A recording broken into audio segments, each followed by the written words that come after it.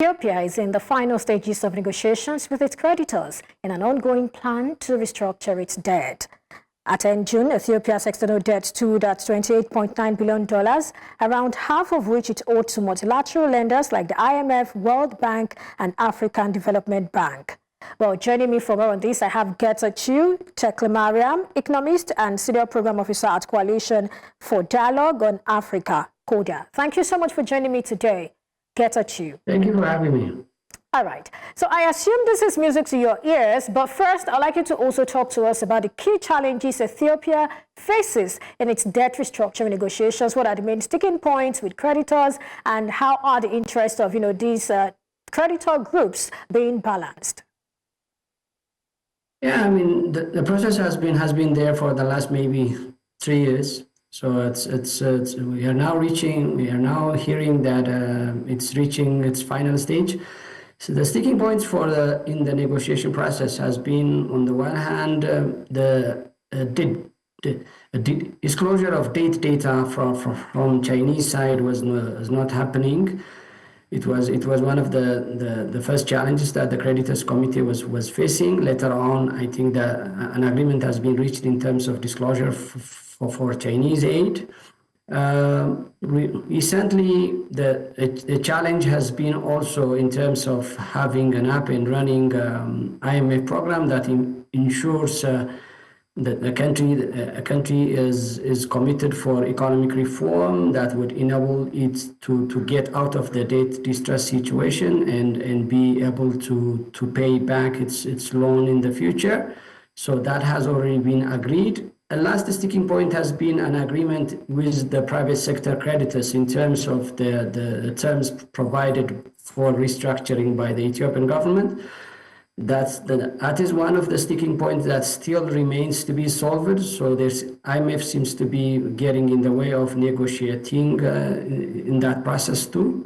So by way of the latest disclosure from the side of IMF that the process has reached a final stage, I think the last sticking point from the private sector side in terms provided by the Ethiopian government seems to have reached some sort of an agreement. So I think that's where we are currently. All right, so talk to me. Do you have insight as to whether there are likely haircuts and how creditors may be reacting to that? Well, there is going to be a proposition has been a significant haircut for particularly for private sector credit, and the creditors were not really happy. The institutional creditors were not really happy by the terms that were provided by the Ethiopian government. So the latest figures are not yet disclosed in terms of how much of a haircut the private sector creditors are being able to really agree on. But what we are hearing from the overall discussion is that there is going to be a significant haircut, and really the public sector creditors has also seem to have supported that haircut. That's why the aid suspension that they have provided, they have already extended the aid suspension. So they seem to be agreeing on the overall figures, but the final figure is not yet out, really. I'd like you to speak to us about the potential benefit of this particular issue right here, the successful debt restructuring. What are the benefits for Ethiopia? I mean, the benefit is going to be huge because this is a country that has been really allocating a lot of its physical resources for debt repayment, and external debt, as you have mentioned, has really been significant. The latest figures show that really the external debt burden is really putting significant pressure on the economy, and the economy's growth potential has been really significantly hindered by the challenges coming from the debt side and the burden from repayment. So this is going to relieve a lot of resources for development for the country, but whether that's going to be deployed effectively in terms of pushing the economy forward is something that is going to be defined by the public investment orientation in the country. For the time being, the country seems to have put in place an economic reform program, which really requires significant financing. It's close to $20 billion. The economic reform program requires close to $20 billion USD in financing. So the debt restructuring is going to also provide resources for the economic reform program and reorienting the overall economy towards the growth path that it has been in prior to the debt distress trajectory.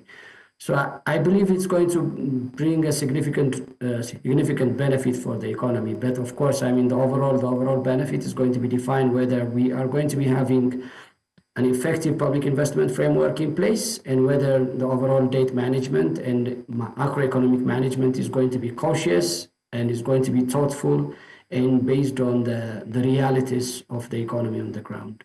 Right. So beyond the potential benefits that you have just talked about, I see that you also have concerns. So could you speak a bit on maybe deeper structural issues that could be threats to achieving that balance and growth that we're looking forward to? Yeah, so the Ethiopian economy is an economy that is really has significant structural challenges in the form of really a stagnant export sector, a growing import sector that has made really the economy import dependent. On the other hand, there are infrastructure challenges. Inflation is really on the highs. Unemployment is also very high, particularly in urban areas. We still continue to face conflict cycles in many parts of the country that's affecting agricultural productivity. So we really have significant structural challenges. So whether we have the right macroeconomic management in place and whether we'll take a benefit of the debt restructuring effectively is something that's going to be defined by the overall macroeconomic management. So my doubt comes from whether we have the right blueprints in place and whether we have the institutional, human resource and overall leadership capacity to actually realize this thing. We seem to have a blueprint, at least in paper. Whether that's going to be turned into a ground reality is something to be seen. But I think the structural challenges are really significant and we really need to attain them if in any way economic transformation is going to be ensured and an all-inclusive economy is built in Ethiopia. All right, let me close with this. I mean, let's come to IMF. To what extent do you think its $3.4 billion financing program for Ethiopia will sort of influence the debt restructuring terms and also economic reforms? Well, it has. As you know, this is an IMF program, so it's central to any debt restructuring effort in any given country. So having this program in place, up and running, is something that is very crucial for a country that has been really suffering from significant debt repayment challenges. But obviously, is this going to be really a long-term solution for the economy? So some of the suggestions coming from the IMF side are dogmatic, as we know. So it might not really fit into the reality of our economy. But this is an economy that needs reforms in many aspects. But the fact that it's being imposed by the international financial institutions is something we really have to be cautious about. But in general, the fact that we have IMF in town and we have an up and running IMF program in the country is going to be crucial for the debt restructuring effort. And that's what the creditors have been really vying for a very long time. Okay. Now the program is up and running. They seem to have the assurance that the country is up for reforms. Okay. The question is whether these reforms would actually be in line with the ground reality of the economy or not.